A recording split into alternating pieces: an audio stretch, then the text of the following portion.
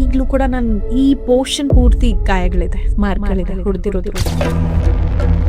ನಾನು ಮೇಕಪ್ ತೆಗೆದ್ರೆ ಎಲ್ಲ ಗಿಂಡಿರೋ ಮಾರ್ಕ್ಸ್.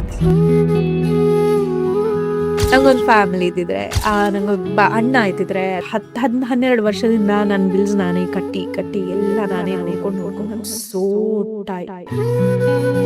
ಊಟ ತಿಂಡಿ ಅಂತ ಹೇಳ್ತಿರಲ್ಲ, ಹಿಂಗ್ ತಿಂತಿರೋವಾಗ್ಲೇ ಬರೋದು ಮಾತುಗಳು. 14-15 ಹೀಗ್ ಮಾಡ್ರಿ.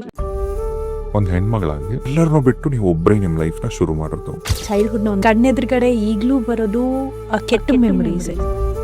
ಪ್ರಪಂಚನ ಎದುರಿಸುವಾಗ ಭಯ ಆದಾಗ ನೀವು ಓಡ್ ಹೋಗ್ತೀರಾ ಫ್ಯಾಮಿಲಿ ಹತ್ರ. ಫ್ಯಾಮಿಲಿನಲ್ಲೇ ಭಯ ಆದಾಗ ನೀವು ಪ್ರಪಂಚಕ್ಕೆ ಹೋಗ್ಬೇಕಾಗುತ್ತೆ. ಪೇರೆಂಟ್ಸ್ಗೆ 2 ಮಕ್ಕಳು. ಮೊದಲನೇ ಮಗುಗೆ ಪ್ರೀತಿ ಜಾಸ್ತಿ ಎಲ್ಲ ಇತ್ತು. ಇಮೋಷನಲಿ ಅಂತ ಬಂದಾಗ ಮಗುನ ಸೇಫ್ ಫೀಲ್ ಮಾಡಿಸ್ಲಿಲ್ಲ ಅಂತಂದ್ರೆ ಆ ಮಗು ತುಂಬಾ ಟ್ರಾಮಾಗಳನ್ನ ಅನುಭವಿಸುತ್ತೆ.